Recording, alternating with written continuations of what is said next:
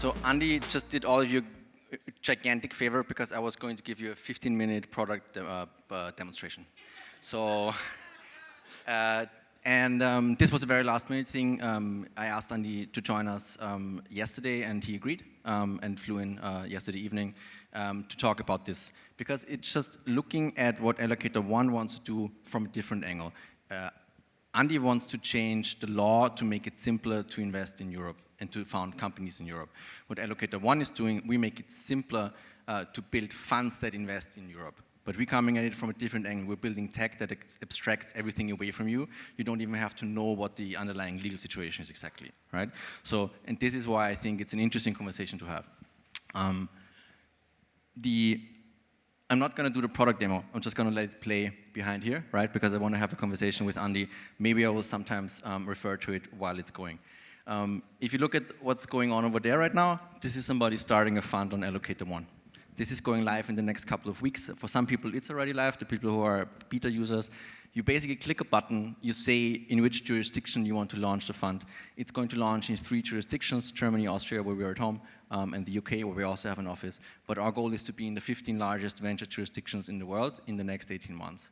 So basically, wherever you want to start a fund, we'll just set it up for you. It's a press of a button, and this is where Andy comes in.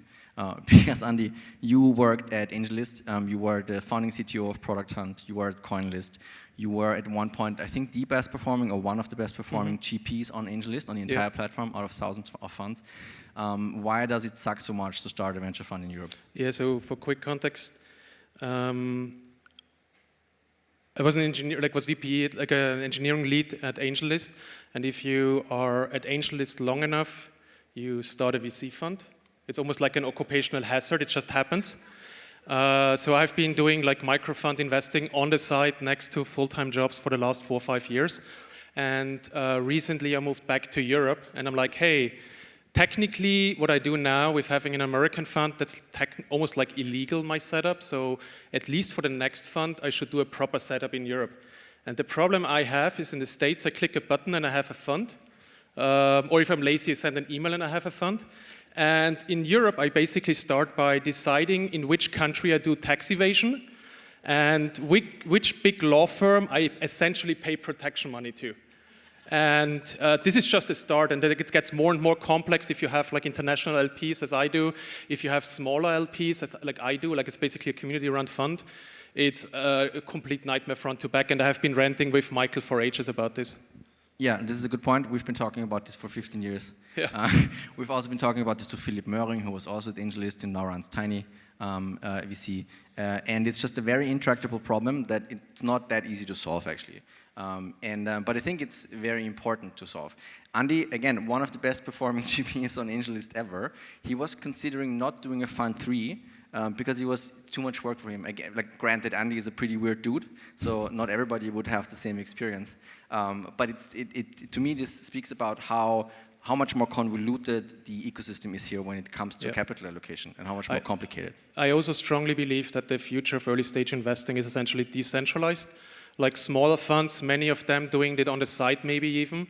And because you want actual people who have a really strong core competence, ideally even like operational experience in a specific industry, and to ask those people then to basically have like full-time like legal, finance and other people on staff is like ridiculous. So basically what you do is you shift the hurdle to having at least $10 million funds, which sounds small to anybody who works in private equity, but if you compare this to what we do at AngelList, where we have multiple people where the first fund was like 4 million, you know what I mean? And just getting going, like AngelList even has like whole systems where they give people like just 1 million, you know what I mean? So I strongly believe what we need in Europe is like quicker decentralized early stage investing. So we need to kind of like abstract or fix this whole mess. I agree, obviously. There's also, like Evan Testa is also in the room. He runs Roundtable, which they're working on this problem. I'm not sure if he's in the room. He might be having lunch. but he's definitely here. Talk to him. They're also doing very interesting work, working on the same issues. And there are other people working on the same issues in Europe. And it's basically going to take all of us to get this to the point where we have an ecosystem that is as fluid and as efficient as it is in the US. And we're doing ourselves a huge disservice by, as Andy says, forcing people into elaborate setups, because most of the returns in venture come from relatively small, nimble setups.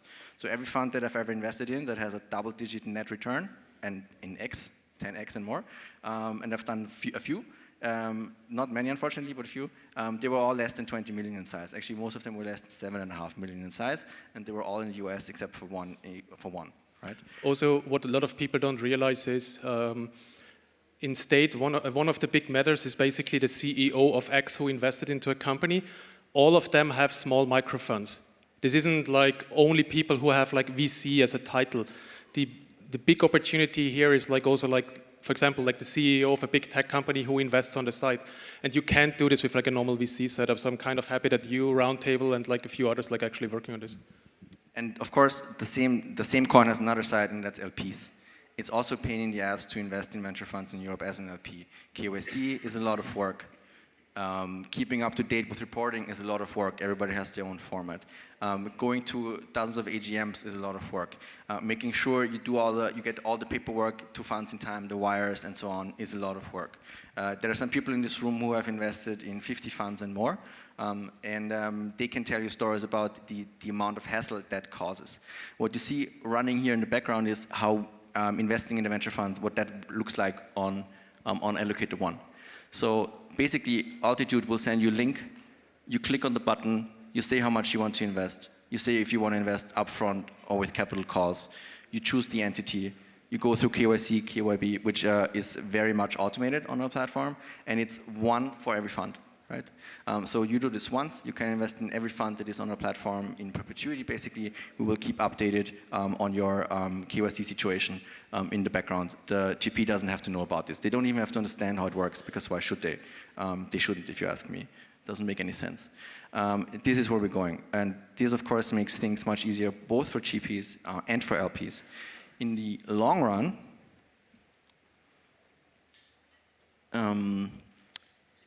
when you've started to invest in venture, and when you have like an investment portfolio of 10, 15 more funds, it becomes very complicated to actually know whether you're in the money and what's happening with these funds. This is also a problem that we're solving on the platform.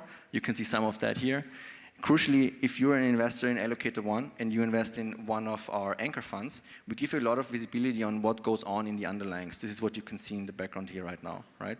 So if you invest in Allocator One anchor fund once every 3 years, we invest in dozens of underlying funds. Most of the money is concentrated in a relatively small number, about 15 of our highest value bets, but we also do a lot of smaller bets into smaller venture funds, and we will give you a lot of visibility on what's going on in very early stage venture. Right?